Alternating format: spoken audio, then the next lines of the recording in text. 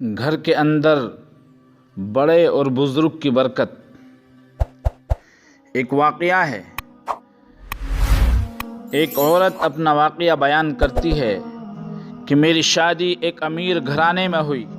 میرے سسر 2 بڑی ٹیکسٹائل ملز کے مالک تھے، دولت کی ریل پیل تھی، دنیا کی ہر آسائش میسر تھی۔ میرے شوہر ان کی اکلوتی اولاد تھے، میں اپنی قسمت پر نازا تھی۔ کتنی لڑکیاں ہیں جن کے ایسے خواہشات پوری ہوتی ہیں۔ اس گھر میں ہم 4 لوگ تھے، ایک سسر، ایک میرے شوہر، ایک میں، اور جی ہاں، ایک میرے سسر کی دور دراز کی کافی عمر رسیدہ خاتون تھی۔ میرے شوہر کا کہنا تھا کہ ان کی اولاد نے ان کو در بدر کی ٹھوکریں کھانے کے لیے چھوڑ دیا، اور پھر میرے سسر انہیں گھر لے آئے۔ عمر 70 یا 80 کے لگ بھگ تھی۔ بخاموشی فطرت تھی، یعنی خاموش رہا کرتی تھی، لیکن بس مجھے ان سے چڑ سی تھی۔ مجھے ایسے معلوم ہوتا تھا کہ میری راجدھانی میں وہ ایک بوجھ ہیں، میرے سپنوں کے محل میں بدنما داغ ہیں۔ میں دبے دبے لفظوں میں اپنے شوہر سے ان کو گھر سے نکالنے کا کہتی، لیکن یہ تو میرے سسر کا فیصلہ تھا۔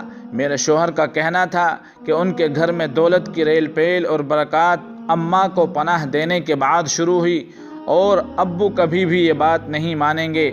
پھر اچانک میرے سسر کا ہارٹ اٹیک سے انتقال ہو گیا۔ میرے شوہر تمام دولت کے تنہا وارث بن گئے، اور میں اس عظیم وراثت کی ملکہ عالیہ بن گئی۔ میرے ناز دیکھنے والے تھے، زمین پر تو میرے پاؤں ہی نہیں پڑتے تھے۔ کچھ دن بعد جب خمار کم ہوا تو پھر میری سوئی اماں پر اڑ گئی، یعنی میں نے پھر وہیں اماں کو دیکھنا شروع کر دیا اسی نظر سے۔ روز شوہر کے کان بھرتی، جو رفتہ رفتہ جھگڑوں میں تبدیل ہو گئے، اور ایک دن شوہر نے میرے آگے ہتھیار ڈال دیے۔ میں نے اگلے دن صبح اماں کو صاف صاف جواب دے دیا۔ وہ خاموش تھی، لیکن آنکھوں میں آنسو تھے۔ پھر وہ کچھ بتائے بغیر گھر چھوڑ کر چلی گئی۔ میرا اور ان کا کوئی مقابلہ نہ تھا، لیکن میں یہ ایک طرفہ مقابلہ جیت چکی تھی اور فتح کے نشے سے سرشار تھی۔ ہفتے ہی گزرا تو میرے شوہر انتہائی پریشان معلوم یہ ہوا کہ میرے سسر پر کافی بینک کا قرضہ تھا، اس کے علاوہ لوگوں کا ادھار بھی تھا، اور چائنا کا ٹیکسٹائل انڈسٹری کے مقابلے میں آنے سے کاروبار بھی کافی متاثر تھا۔ جلد ہی ایک فیکٹری بیچنی پڑ گئی، لیکن میرا دل اب بھی مطمئن تھا کہ کاروبار میں اتار چڑھاؤ تو آتے رہتے ہیں۔ مہینہ ہی گزرا تھا کہ دوسری فیکٹری بھی بیچنی پڑ گئی۔ بینک نے اپنے قرضے کے بدلے مکان فروخت کروا دیا، اور ہم ایک چھوٹے کرائے کے مکان میں منتقل ہو گئے۔ میرے شوہر نے بچی کچھی آمدنی سے ایک چھوٹا سا یونٹ خرید لیا، اور اس طرح زندگی کا پہیہ چلنا شروع ہوا۔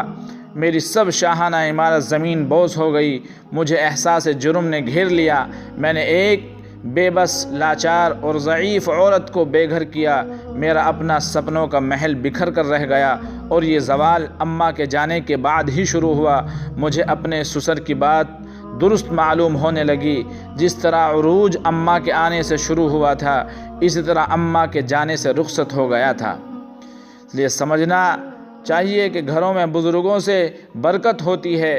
بزرگوں کی دعائیں ہی ہوتی ہیں جن کی وجہ سے گھر میں خیر و برکت ہوتی ہے۔ اللہ رب العزت ہم سب کو اپنے بزرگوں کی قدر کرنے کی توفیق عطا فرمائے، اور بزرگوں کا سایہ اللہ رب العزت ہمارے اوپر ہمیشہ رکھے۔ اس لیے جن گھروں کے اندر بزرگ ہیں، چاہے ماں باپ ہوں یا کوئی دیگر ہوں، ان کا انہیں خیال رکھنا چاہیے۔ اور حقیقت بھی یہی ہے کہ نہ معلوم اللہ تبارک و تعالی انہی کی بدولت اور انہی کی برکت سے آپ حضرات کو یا ہم کو رزق میں وسعت عطا فرما رہا ہو۔ اس لیے ان کی قدر کرنی چاہیے، ان کا ادب و احترام کرنا چاہیے۔